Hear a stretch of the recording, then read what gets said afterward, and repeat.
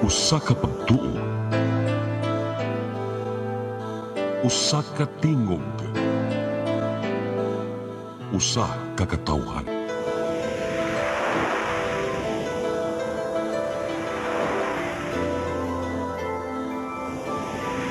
Cebu Catholic Television Network.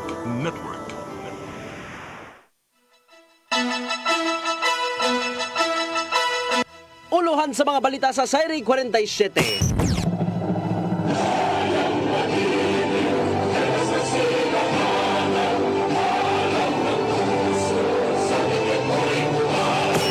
Ika-126 nga anibersaryo sa Independence Day sa Pilipinas, gipaygayon sa nagkadayang bahin sa Sugbo. Kapulisan sa Dakbayan sa Sugbo miwalagway nga malinawon ang kalihukan. Bagong Pilipinas Hymn gipatukar sa Cebu City Government dungan sa kasawlugan sa Independence Day karong adlaw. Mandawi City Health Office nakatala og 231 ka mga kaso sa dengue karong tuiga, diin usa ang patay. 270 kilos sa nagkadiyang klase sa isda nasakbit sa Cebu City DVMF. Sugbo, Kabisayan ug Mindanao, Pilipinas ug katawhan kutos maabot sa tong Sibya sa tibuok kalibutan mayong hapon. Live kita karon sa CCTN Channel 47 ug kini ang tulumanon sa nag-unang kasayuran nga angay natong masayran. Sa nga ni Attorney Danica Caballes, ako si Dennis Tabar ug kini ang Sayri 47.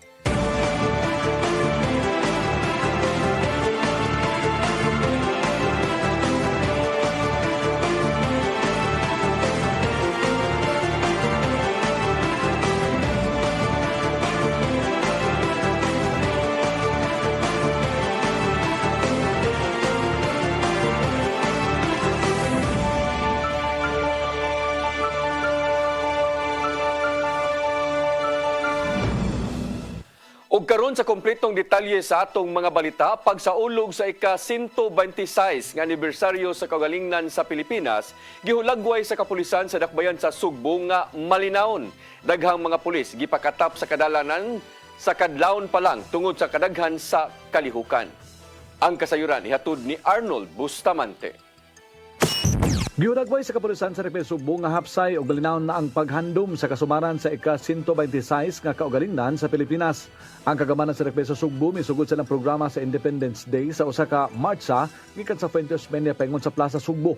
Din dito gipahigayon ang mga kalihukan. Mato ni Police Colonel Erenio Dalugdug, ang hepe sa kapulisan sa Repe Sugbo, nga kadlawon pa lang gipakatap na niya ang yaga mga personel aron mobantay sa kahapsay kalinaw sa syudad ilabi na nga dunay daghang kalihukan. Kini sama sa duha ka fan run nga gipasayugdahan sa kagamanan sa Repe Sugbo ug usa ka organisasyon nga gisalmutan sa daghang mga mahiligon ug dagan. Pagkahapon hangtod na pagkagabi, dunay laing kalihukan ang gihimo sa Plaza Independencia nga gisalmutan usab sa daghang mga tawo. Gawas sa mga pulis nga gilatag sa matag kadalanan, miabag usab kanila ang task force kasaligan ng mga traffic personnel sa Cebu City Transportation Office. Gibutyag ni Lugdog nga doon na sila giandam nga Civil Disturbance Management kun CDM kuno galing motumaw ang kasamok sa mga progresibong grupo nga naghimog march sa protesta. Paghuman sa programa sa mga militante ang personel sa CDM, maunusab ang ipabantay sa Plaza Independencia. Ato yung gihugtan ang seguridad karon natay mga CDM, natay mga task force kasiligan, aduna natay mga route security kadin ka kanina natay kanang gipahigayon nga kanang parada gikan dito sa DOH7 padulong diri sa Plaza Sugbo. Unyang hapon na po yung activity diri sa may Plaza Independencia, ato gihapong pahugtan ng security. Kato atong mga CDM i-adjust nato ang ilahang deployment, ato silang idagdag dito sa atong mga personnel nga naka-deploy dito sa Plaza Sugbo para ma-maintain ginato ang kahapsay ug kalinaw sa siyudad sa Sugbo. Arnold Bustamante, CCTN. Cebu City Acting Mayor Raymond Alvin Garcia miauhag sa mga Sugbuanon nga dili kalimtan ang paghandom sa adlaw sa kaugalingnan. Kini subay na sa papakigbisog sa mga Pilipino niadtong panahon nga mo'y hinungdan sa pagkaangkon sa kagawasan. Ang kasayuran ihatod ni Sherissa May Oy. Gihagip ni Cebu City Acting Mayor Raymond Alvin Garcia ang mga Sugbuanon na sa paghinumdom sa kagahapon na ilabi na ang pagigbisog sa mga Pilipino kaniadto. Kini atol sa pagsaulog usab sa kagamhanan sa Dakbayan na sa ika-126 nga kasumaran sa Independence Day sa nasod karong adlaw. alang ang Garcia ang ngayan ipabilin sa mga Subuanon ang susamang kaisog, kalig-on ug determinasyon nga nagagiya kaniadto sa mga katiguangan. Kinisamtang naglawig sa kumplisidad sa kasamtangang panahon. Well, if you all heard what I had to say, we should not forget our identity as a Filipino people. We should not forget what our forefathers have done to gain our independence from the Spanish colonial rule, 126 years ago. However, it is also important to note that in today's world, the boundaries have less and less become significant, and what we are looking towards now is maintaining our identity, but at the same time also extending our arms to our neighbors, because no man is an island. Yawag sab niya ang publiko nga dili kalimtan ang kagahapon na apan himuon kini nga sumbanan alang sa kahayag sa kaugmaon ilabi na sa mga batan-on. I challenge all of you, as we celebrate 126 years of the independence, to remember the past while boldly envisioning a bright future for all. Let us all channel the same courage, resilience, and determination that guided our forefathers as we navigate the complexities of our times. Samtang giselebrar sa kagamhanan sa dakbayan sa Sugbo, pinaagi sa usa ka civic military parade gikan sa Fuente Osmeña Circle paingon na sa Plaza Sugbo. Kipanguluhan ang selebrasyon ni Garcia uban ang mga sakop sa armadong kusog sa nasod, kapulisan, Cebu City Cultural and Historical Affairs Commission, mga eskwelahan ug mga partner stakeholders. Din gimbandera nila ang bandera sa nasod ug ni parada sab sila sa mga sakyanang panggubat sa kasundaluhan ug mga sakyanan sa kapulisan ug uban pa. Sherry Zamay-Uy, CCTN News. Gipahigayon sa Centennial Road sa lungsod sa Cordoba ang pagsaulog sa ika-126 nga Independence Day. Pipila ka mga polisiya ang ipatuman nga epektibo karong adlaw. Ang kasayuran ihatod ni Crystal Joy Filerca.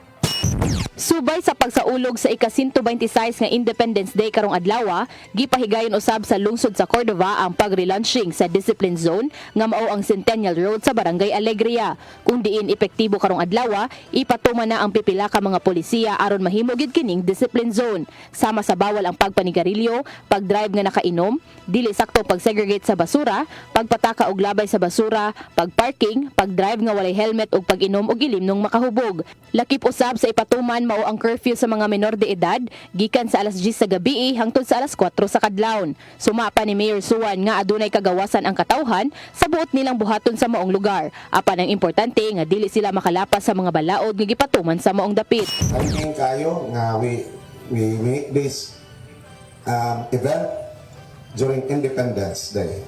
Nga naman everybody tanan dunay kagawasan.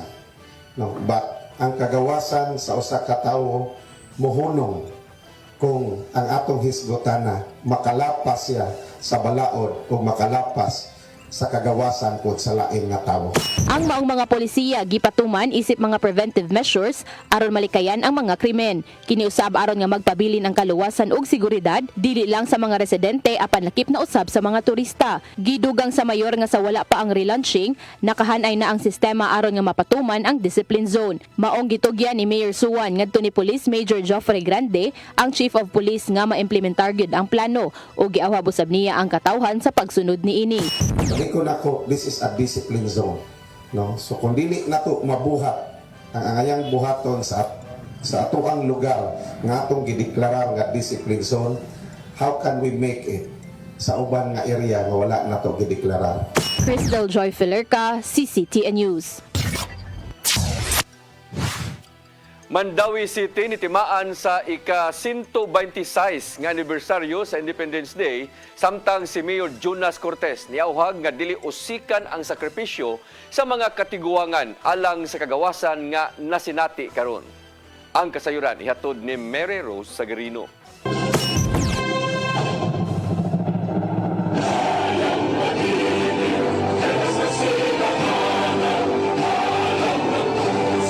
Sa Heritage Plaza atubangan sa Mandawi City Hall gisaulog sa syudad sa Mandawi ang ika-126 nga anibersaryo sa Independence Day. Gipahigayon ang flag raising og pagpanumpa sa pagpanalipod sa Mandawi ug sa Pilipinas. Nagpalupad usab og kalapati ang mga opisyal pagsimbolo sa kagawasan sa nasod. Gipahigayon sad ang paghalad og buwak atubangan sa City Hall isip pagpasalamat sa mga tawo nga nakatampo sa kagawasan sa nasod. Si Mayor Jonas Cortez sa iyang mensahe nagkanayon nga importanteng dili hikalimtan ang sakripisyo sa mga katiguangan og dili usikan ang ilang sakripisyo alang sa kagawasan nga atong nasinati karon. Independence is a living, breathing commitment we make every day.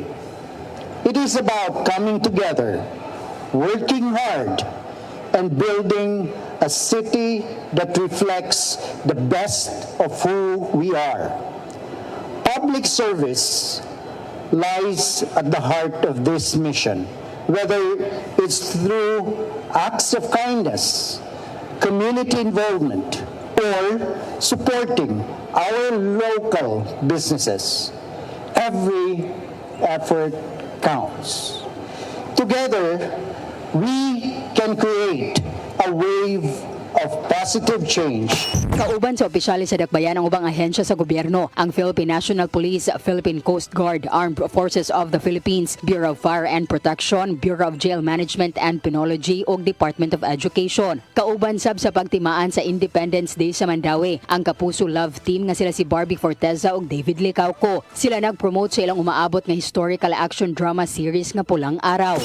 Mary Rose Sagarino, CCTN News. Gipatukar na sa Cebu City Government ang bagong Pilipinas Hymn atol sa kasumaran sa Independence Day karong adlaw. Kinihuman ni mando si Presidente Ferdinand Marcos Jr. gikinahanglang apilon ang pagpatukar sa bagong Pilipinas Hymn sa mataga flag raising ceremony og mga kalihukan sa tungaan og mga kagamhanan ng opisina sa gobyerno. Base sa Memorandum number 52 nga gusto sa administrasyon nga ilusad ang branding sa leadership ni Marcos, labi na sa pag-aghat sa mga Pilipino nga moabag sa bag-ong og tabangan ang gobyerno sa bag-ong kausaban sa nasud.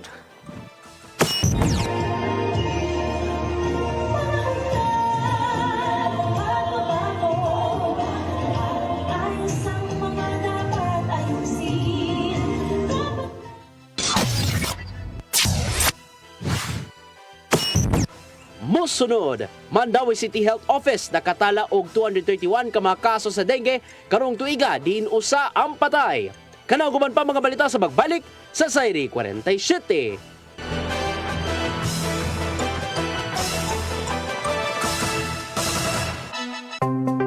Discover the beauty of the Philippines.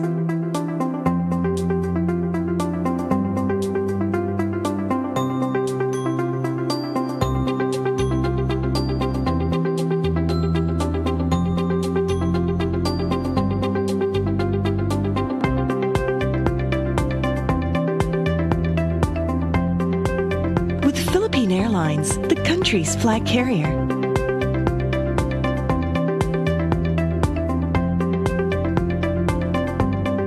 The airline that lets you feel the warmth of the nation.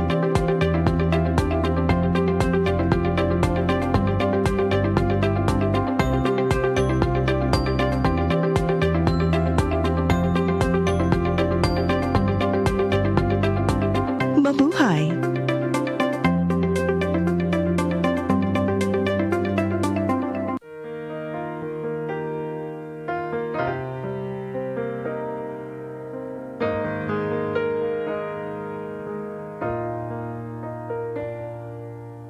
Heal me, O Lord, and I will be healed. Save me, and I will be saved. Heal me, O Lord, and I will be healed. For you are the one I praise. You are the one I praise.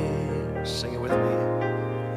Heal me, O Lord, and I will be healed. Save me, and I will be saved. Calling all leaders of Catholic Charismatic Renewal Communities, diocesan coordinators, and spiritual directors. Be equipped, be formed, be informed of the worldwide movement of the Holy Spirit through the first National Charismatic Leaders Conference to be held on July 27 and 28, 2024 at the International Eucharistic Congress Convention Center in Cebu City. The theme of this special gathering is taken from the Acts of the Apostles, chapter 1, verse 8. You will be my witnesses. Together, we have a mission to bring people closer to God in our synodal journey. Let us be united. The Charis Philippines First National Charismatic Leaders Conference. Be inspired by speakers from Charis International, Shane Bennett, and Cyril John, together with charismatic theologian Moses Catan and Filipino lay leader June Cruz. Grow in faith, fellowship, and leadership, and be part of something extraordinary. Charis Philippines First National Charismatic Leaders Conference. Register now and witness the power of the Holy Spirit. Everything I need is found in you, Jesus. Deadline for registration is June 30, 2024.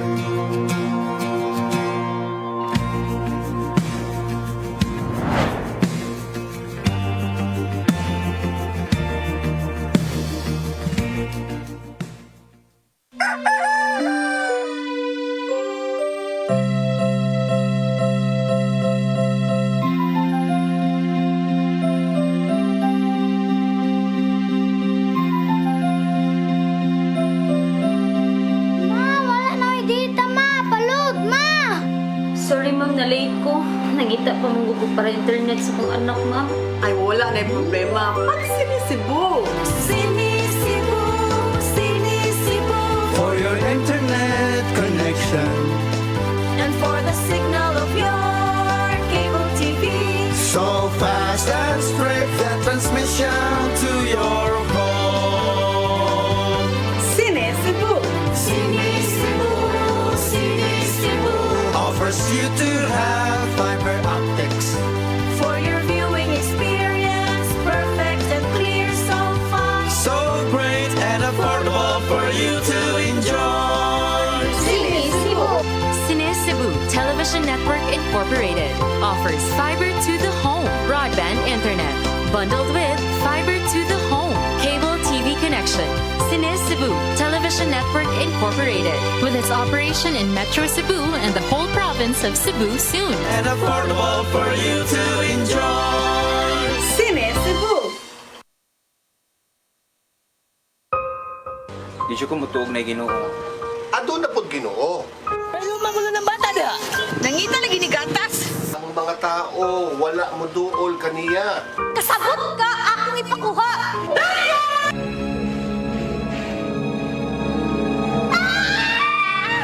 Ug naa sa unang Timoteo 3:15 nga ang iglesia sa buhi nga Dios mao iyang panimalay ug mao ang haligi ug sugaranan sa kamatuoran. Mayo! Asa tayo? May hatag lang unta kong gatas para sa inyong anak. Basin kadahong ka nga ikaw ang gwapa sa tibok kalibutan. Unsay reparation, Monsignor? Buhi kag laing bata aron mabayran ang imuhang nahimo nga dakong kasalanan.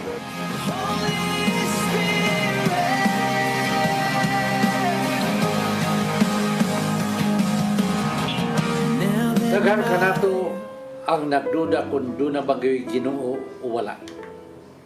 Apan ang Biblia nag-ingon nga atong dawaton pinagi sa pagtuo ang kamaturan nga doon ay Ginoo. Sa Hebreo 11:6 nag-ingon walay makapahimot sa Dios kung walay pagtuo. I came for you. I came for you. Holy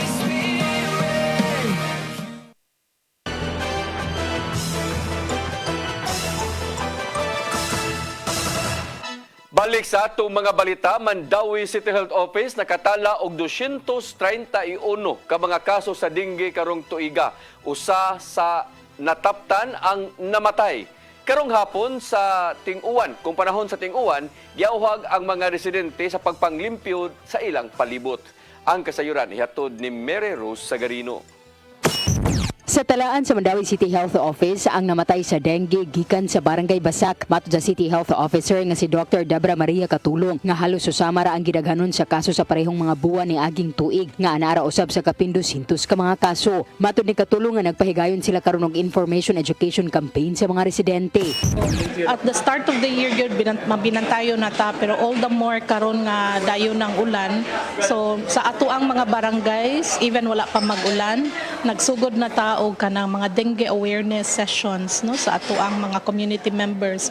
Also gi-revive na mo o gi-activate nato balik ang atong mga barangay dengue brigades para sila gyud ang mututok sa mga kalihukan sa barangay para pagsugpo sa dengue. Mapatuman sab sila og misting sa posibleng breeding site sa aron sa pagpatay sa mga lamok nga nagdaog dengue. Tungod ting-uwan naman, pahimangno ni Katulong ang kanunay nga pagpanglimpyo sa palibot aron makalikay sa sakit. Ang mga lamok makitaan gyud na siya sa mga tubig no. So careful kay taan ang potential breeding sites kanang mga lata nga daay tubig gikan sa ulan. Mo na common siya og tig-ulan kay naa man gyud tubig gikan sa ulan, or even simple nga mga household nato nga gamit no kanang sa water dispenser na magyud mo salo sa tubig, or flower vase no. Giauhag sa City Health Officer ang mga residente sa pagpa-check up kung makasinati og simptomas sa dengue sama sa pila ka adlaw na nga hilanat. Mary Rose Sagarino, CCTN News. National Authority for Child Care hugot nga nakigbatok sa illegal nga pagsagop sa mga bata. Sama na lang sa mga bata nga giingong gipamaligya online. Ang kasayuran ihatod ni Gian Navarro. Usa sa mga hugot nga gitutukan sa National Authority for Child Care mao ang illegal nga matang sa pagsagop sa mga bata kun child adoption. Karong nito mao na ang modus nga mao ang pagpamaligya sa mga bata gamit ang managlahing online platforms diin hilabihan kining gikabalakan sa NACC. Mato di Concepcion Solera sa RACO 7 nga hangtod sa 5 ka mga Facebook groups ang ilang gibantayan bahin niini. Subsub na ang ilang monitoring uban sa National Bureau of Investigation 7 aron mapamatud-an ang maong modus ug hayan pang sikupon ang responsable. And meron kasi siyang marami siyang batas na parang nilabag, like yung sa RA 11642 and even the trafficking. So kaya po minomonitor po talaga siya sa NACC ngayon. Maong gikampanya sa NACC ang legal adoption sa mga bata aron di na mosamot ang maong matang sa ilegalidad. Kasi this is tantamount to human trafficking kasi it involves sale of children. Imagine babies being sold for an amount, no, for 10,000, for 20,000, and we do not know kung saan silang klaseng pamilya mapupunta. So they have to go through the legal adoption process. Sentro sa pagselebrar ning semana sa Adoption and Alternative Childcare Week ang kampanya sa legal adoption sa mga bata. Karong namugna ang NACC pinasikad sa Republic Act 11642, gihimo ng mas dali ang pagproseso sa pagsagop sa mga bata ngadto sa foster parents. Gikan sa 634 ka mga certification for adoption ang naproseso na, nagagikan sa Central Visayas ang 68 niini. Which is a mandate po talaga niya is mapabilis at mura yung inexpensive yung adoption natin, domestic administrative adoption. NACC is steadfast on working hard, on diligently reviewing these cases kasi time is running against our children.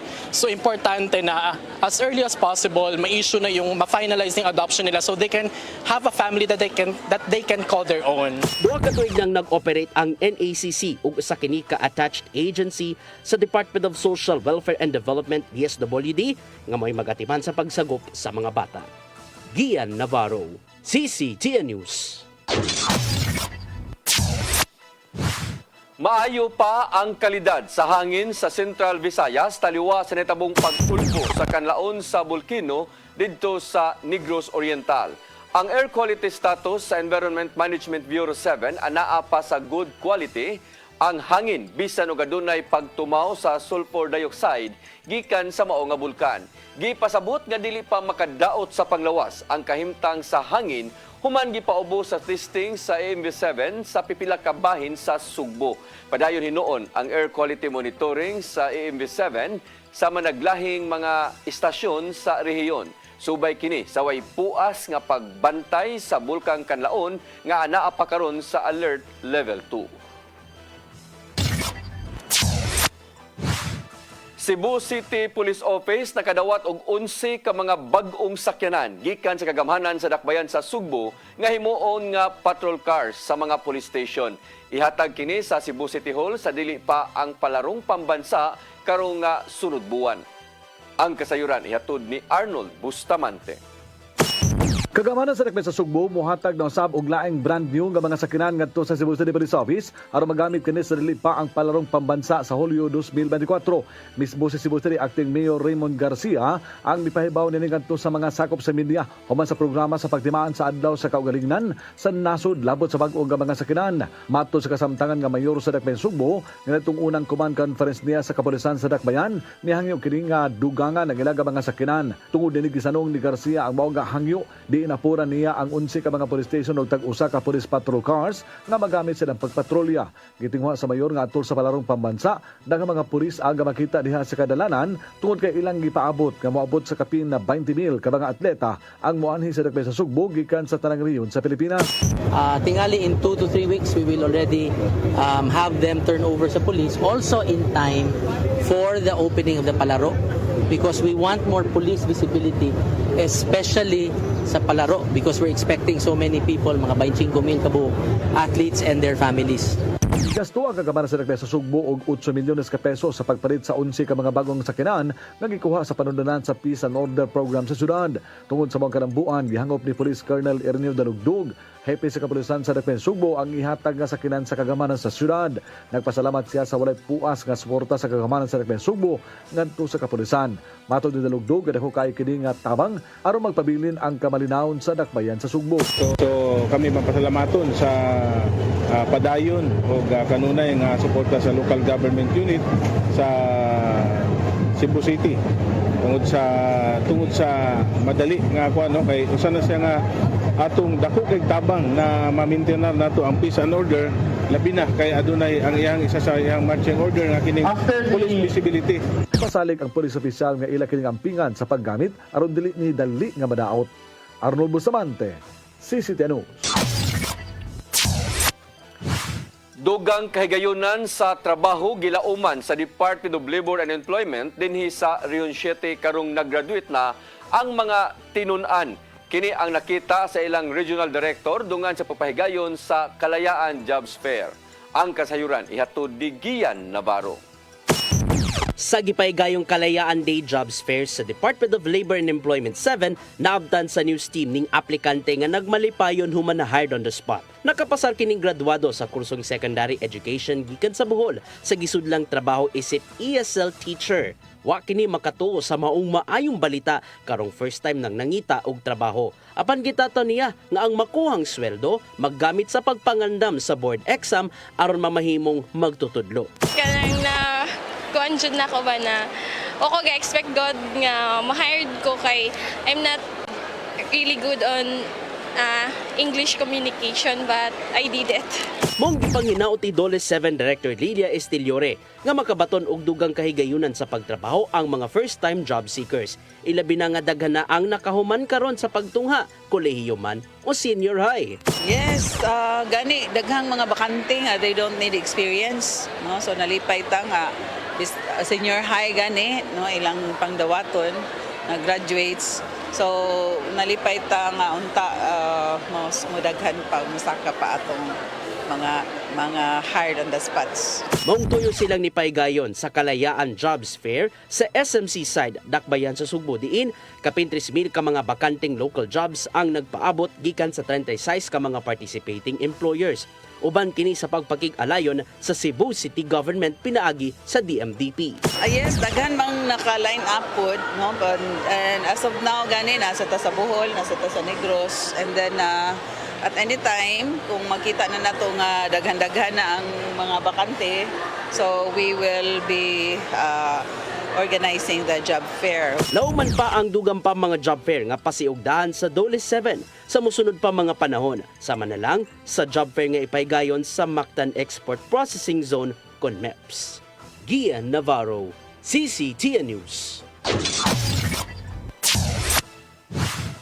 Barangay health workers sa Cordoba magdawatan na og tag 2,000 pesos nga honorarium. Kini mo'y gipahibaw atol sa Second Barangay Health Workers Federation General Assembly niadtong Hunyo 8. Matod ni Mayor Cesar Suan nga dako ang iyang pasalamat ngadto sa mga BHW tungod sa dakong tabang nga gikatampo niini sa ilang tagsa-tagsa ka mga barangay. Suma pa sa mayor nga sukad sa iyang paglingkod nga ang naabtan niya 500 pesos nga honorarium sa mga BHW, gihimo niya kining 1,000 ka pesos. Gidugang niya nga posible pa usab kini nga mutaas sa sunod nga katuigan kung mas mudaghan pa unya ang mga negosyo nga musud diha sa ilang lungsod.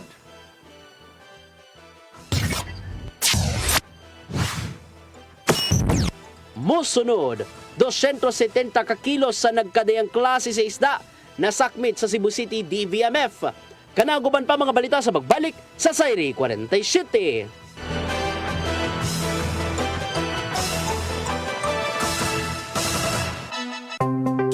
Discover the beauty of the Philippines.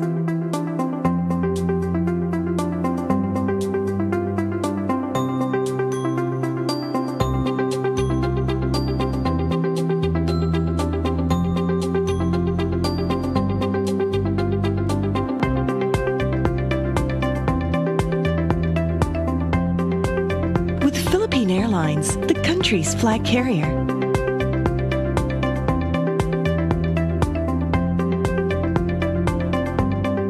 The airline that lets you feel the warmth of the nation.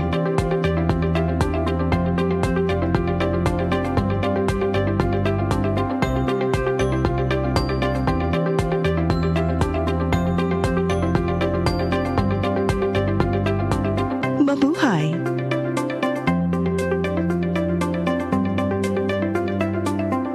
Be equipped, be empowered, and be informed.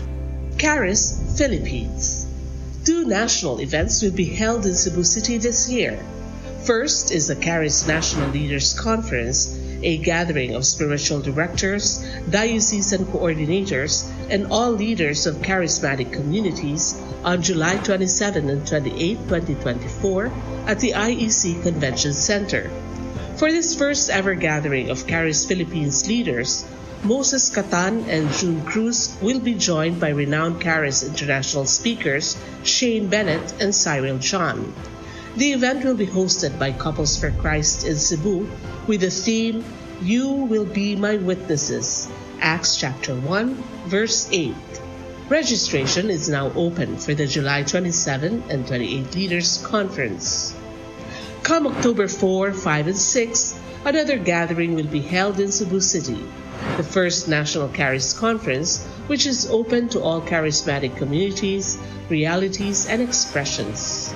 Hosted by the Brotherhood of Christian Businessmen and Professionals, the event will have interesting workshops and topics to help us grow in our various charismatic gifts and charisms.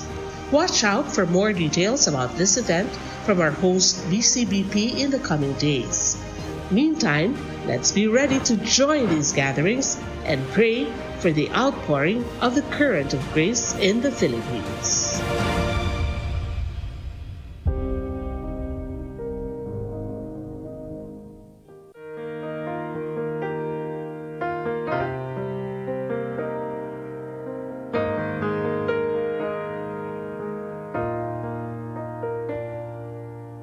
Heal me, O Lord, and I will be healed. Save me, and I will be saved. Heal me, O Lord, and I will be healed. For you are the one I praise. You are the one I praise. Sing it with me. Heal me, O Lord, and I will be healed. Save me, and I will be saved. Ang kinabuhi puno sa hagit. Sugpil na ka, Dria! Ay, paginarte! Pagdita ka! Puno sa pangutana. Bata pa gani ka kayo? Nagpuyab-uyab na ka? Kinsa man ang mukhang masakitin nato din ay karoon ang kinsa! Kung sibuti mo'y pasabot, Daddy! Puno sa luha. Pagpili pa, ako nga imong anak o kanay imong mga babae. Kasuko. Yung nananado pa. Ano itong ka ni Papa? Apan bisan mangit-ngit pa ang imong kalibutan, aduna pa'y nagpahiping kahayag. Aduna ka pa'y kasumbungan. Mga lama, hanap na. Dear Tatay, Tunog na unlod na.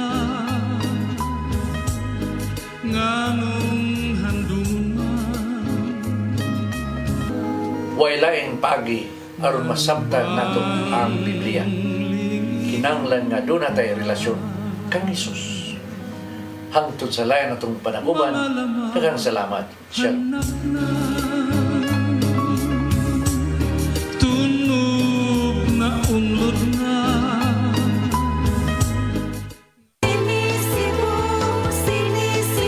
For your internet connection and for the signal of your cable TV. So fast and straight, that transmission to your home. Sini Cebu Offers you to have fiber optics. for your viewing experience, perfect and clear so far. So great and affordable for you to enjoy. Cine Cebu Television Network Incorporated offers fiber to the home broadband internet bundled with fiber to the home cable TV connection. Cine Cebu Television Network Incorporated with its operation in Metro Cebu and the whole province of Cebu soon. Sini Cebu For your internet connection. and for the signal of your cable TV. So fast and straight, that transmission to your home. Sini Cebu Offers you to have fiber optics. for your viewing experience, perfect and clear so far. So great and affordable for you to enjoy.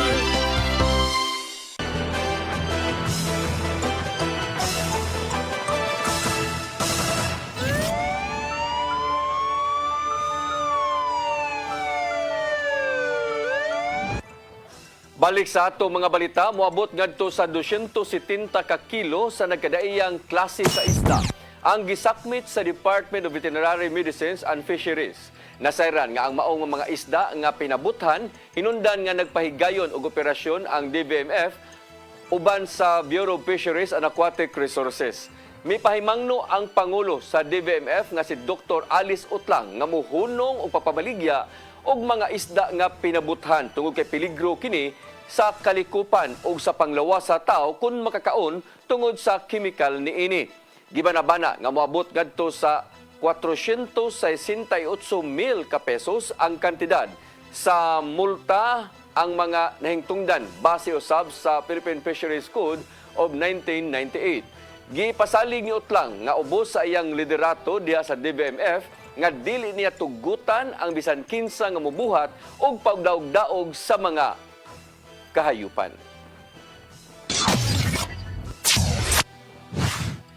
Nadakpan ang usa ka mahuyang miunay sa pagkawat sa mga butang sa iyang amo diha sa Barangay Guadalupe niadtong Lunes sa kadlawon. Dito sa lungsod sa Sambuan, nadakpan si Raymond Antanoy Villa Flores, 30 anyos nga taga-dakbayan sa Tanhay, Negros Oriental. Nakuha sa iyang posisyon ang bag nga iyang gisudlan sa mga butang nga gipanag-iya sa iyang amo nga mao ang iPhone nga cellular phone bulawan nga kwintas nga dunay pindan itom nga pitaka o mga kwarta nga kapin sa 54,000 ka pesos. Kaso nga qualified theft ang ipasaka sa amo ngadto sa dinakpan bisan pa man og nangayo na kini og pasaylo. Suspended Governor Enrico Ares Aumentado miduso og mosyon sa ombudsman human nga gipahamtangan kini og 6 ka buwan nga suspensyon. Hugot niyang gitataw nga wa siya kalambigitan sa katukuran sa resort diha sa Chocolate Hills niadtong 2018. Ang kasayuran ihatod ni Gian Navarro. Miduso siyang motion for reconsideration si Bohol Governor Enrico Aristotel Aumentado sa ombudsman human gipahamtangan og 6 ka buwan nga preventive suspension tungod kini sa giingong kalambigitan sa kontrobersyal nga resort sa Chocolate Hills sa protected area sa lalawigan sa Bohol. Matud sa motion ni Aumentado nga hilabihan siyang nasorpresa sa pagsuspenso kanila dungan sa paghimakak sa giingong pagkalambigit sa katukuran sa Captain's Peak Resort. Suma pausab nga walay igong basihan ang mga pasangil o kuwangan ang mga nakuhang kasayuran aron mapalig-on pa ang maong reklamo.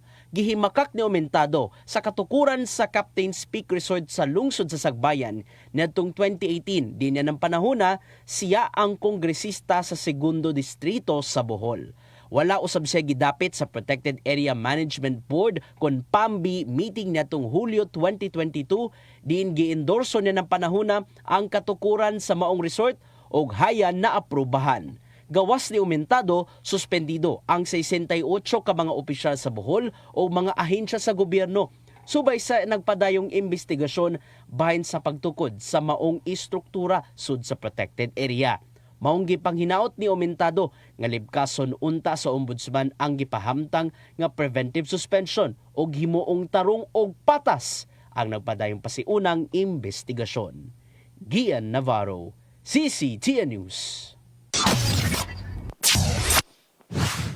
Mao kadtong naglangkob sa atong mga balita sa Sayre 47, ako si Dennis Tabar ug sanga ni Attorney Danica Caballes hangtod ugma dinhi gihapon sa inyong paboritong tulumanon, Sayre 47.